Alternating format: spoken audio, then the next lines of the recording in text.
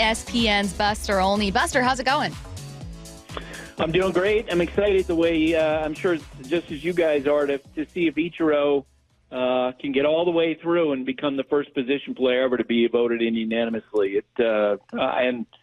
I cringe because I always think there might be one or two, right, but, who will make up some reason, but I hope not. Well, okay, so let's start there because that was going to be my first question for you is I can't tell if I'm a Seattle native and I can't tell if I've got just bias at play where I think, why couldn't he possibly be? Or if this is something that national reporters would be like, no, I would be shocked to not see him be unanimous. How do you feel about it? I don't know what justification that anyone could generate to not vote for him, given his absolute dominance, batting titles and all-time hit king and the gold gloves and, great base runner, the whole thing. I can't imagine. Now, that all said, Ricky Henderson, who passed away last month, when he came up with the Hall of Fame, the greatest leadoff hitter in baseball history, 29 voters didn't vote for him. Scored more runs than anybody else in the history of baseball. And that's the point of the game, scoring runs, and still people found a reason not to vote for him. Ken Griffey Jr., right? Was it 3 or 4 who didn't vote for him 3. and never put their names out, never acknowledged publicly that that they didn't vote for him? Which, by the way, is kind of insane when you're talking about a union of journalists not agreeing to transparency. How do we see what are the effects that Ichiro has had on the game today? How does it show up? Well, he was a very different player than the game we see today. Today, it's all 3 true outcomes, strikeouts, walks, and home runs, and that wasn't Ichiro. I'll never forget the day that, the first time I ever laid eyes on him in person. I was in spring training in Peoria, and Pat Gillick, who was then the general manager of the Mariners, walked over. I'd known him in Baltimore, and he goes, watch his batting practice. Watch what he does. And, by that point, there had already been enough games in spring training where there was a low buzz among scouts, especially the older scouts, like, he can't play. All he does is hit little ground balls. What are we doing here? And Pat, who was really smart, walks over and said, watch his batting practice. He's just working through stuff. Anytime he wants to, he can put the ball in the seats in BP. And he proceeds to hit like 10 in a row into the seats. And I remember talking to Tony Gwynn, the late great Hall of Famer, about him. And Tony just had such admiration for what Ichiro did. And I think the sport actually could benefit from a lot more Ichiros, but there isn't nearly as much focus now on, putting the ball in play and running the bases and playing defense the way that Ichiro did when he came to the game. I'm so glad you said that because when earlier, Buster, we were talking about whether he should be unanimous, I said, well, the knock would be like, oh, he didn't have a million home runs, but he's exactly the player that baseball would be craving now. Like any team and any analyst would be clamoring for a guy that can get on base and solve some of the problems like strikeouts that we lament with today's game. Why do you think the game, this is a big existential question, but in your opinion, what's one of the big problems facing the way offense is now in MLB? Well, players understood, or, over time, they've come to understand that you're going to get paid for home runs. And so the focus in the offseason work and guys working on their swings with their private hitting coaches is, I got to drive the ball. And what that comes at the expense of is without question, contact.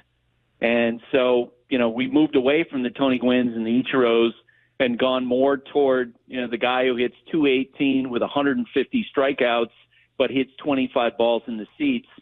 And I think as an entertainment product, the sport's a lot better when you have more action. That's what, a couple of years ago when they changed all the rules about shifts and, alignments, defensive alignments, because they're trying to get more balls put in play, more action, more stuff like we used to see Ichiro do. How's the athlete changed, the baseball player? Give me like the last 15 or 20 years. Well, it's funny you say that because I was just getting on the phone with a former player. We were talking about the steroid era. Back when I covered the team in the 90s, there were so many incredible Hulks at that time. I think players are better athletes, better fit than they've ever been before. When I first started covering the sport, there were a lot of players. Amphetamines were a regular part of what went on in the sport. And so players who took amphetamines before games, they needed something to come down. And I think there were a lot of players with drinking issues. I think there's less of that now. I think players, take care of themselves better. But of course, the interesting part is that we see a lot more injuries in the sport now because they can diagnose to degrees in a way of injuries in a way that they couldn't 30, 40 years ago. Buster, we're regular listeners to Baseball Tonight. It's been really fun tuning in to listen to coverage throughout free agency. I know you guys just talked about the Dodgers signing Roki Sasaki, whether or not they're done. Yeah. I keep waiting for an episode about the Mariners, but the Mariners deciding not to make a ton of moves. Yet another one of the more quiet teams in free agency. Have you been surprised by their inaction? No, just because it's directly tied to their television situation. I think that, the revenues, the team is saying that they're not getting in television, I think is impacted them in terms of what they want to do. The best thing that's happened to the Mariners this winter is that the Houston Astros, after basically a decade of dominating the American League West, seem to be coming back to the pack. And there's an opportunity there. There's an opportunity for the Mariners with their rotation to separate themselves, despite the fact that they haven't done that much. There's an opportunity for the Rangers, who they're going to have Jacob deGrom back and healthy this year. Maybe they're going to be able to rebound if guys like Josh Young and Nathan Eovaldi can stay healthy on the mound for them. The Oakland Athletics Sacramento Athletics are even spending money. It's an interesting division because for years it was one of the better divisions in baseball, and now it's coming back to the pack. And within that, I can understand why the Mariners have held on to their rotation.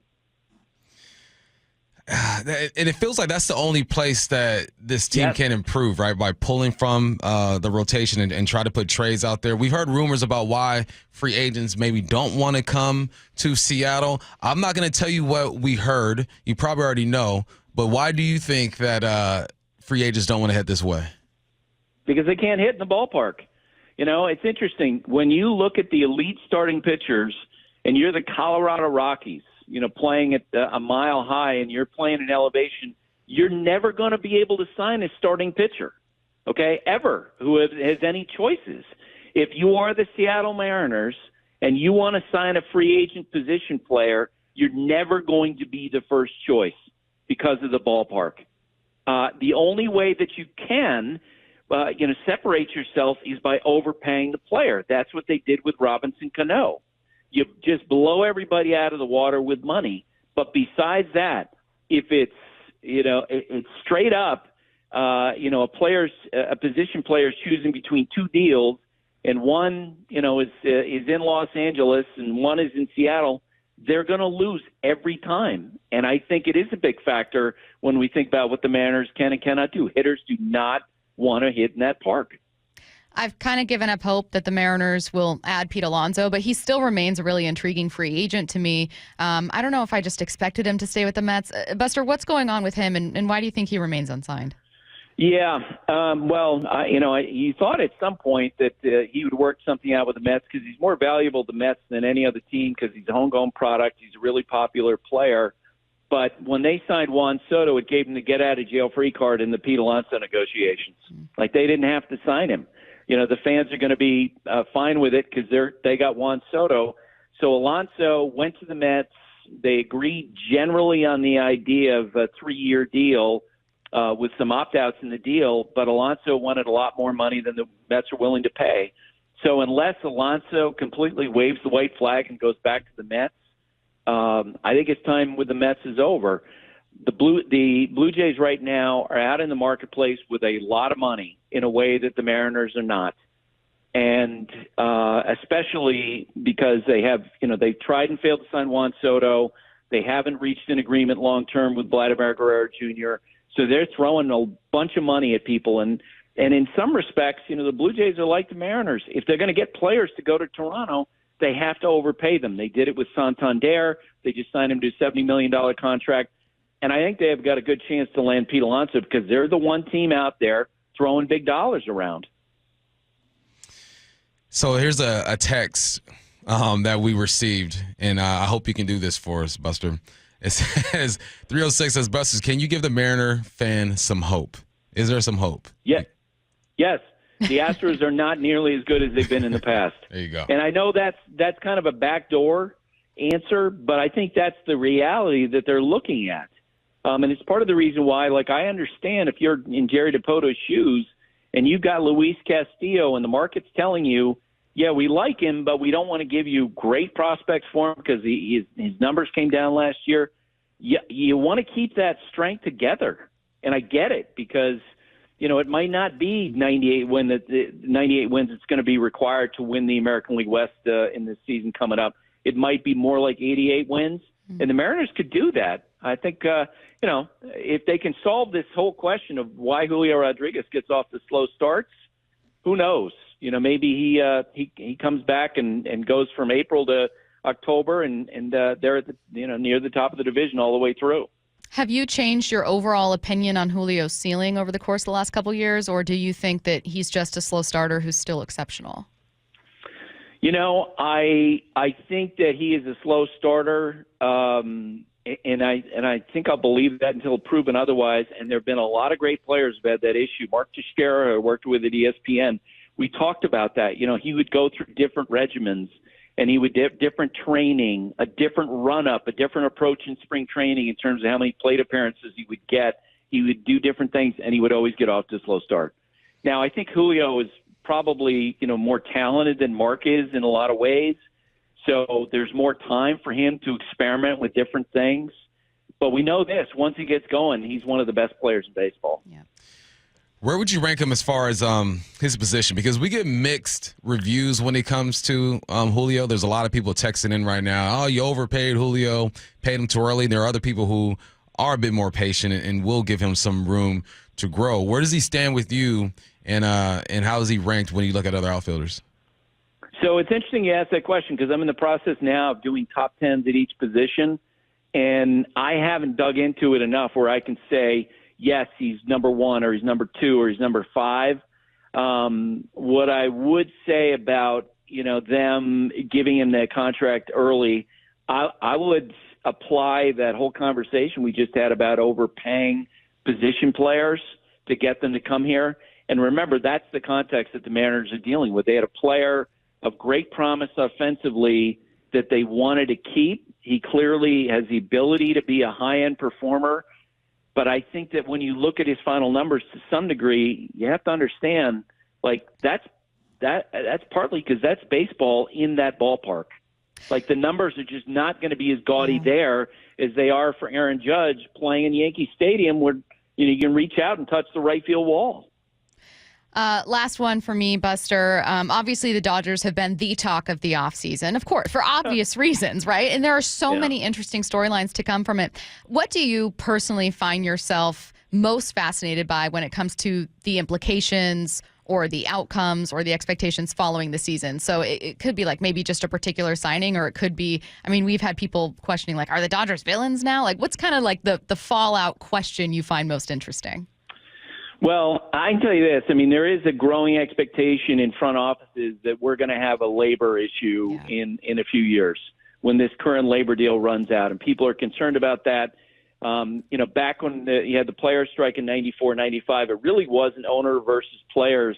It was small markets versus big markets. And that disparity is growing. The Miami Marlins this year will have a payroll that's 1/6 of what the Dodgers are spending. The Orioles, who won the American League East 2 years ago, their payroll is going to be less than 1/3 of what the Dodgers are spending.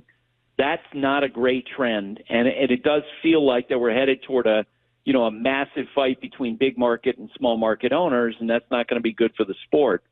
But I would say this: it is, and Billy Beane, longtime executive with the Oakland Athletics, said this to me about 20 years ago. He said, the Yankees are great because that's the team that everybody wants to see, whether you love them or you hate them.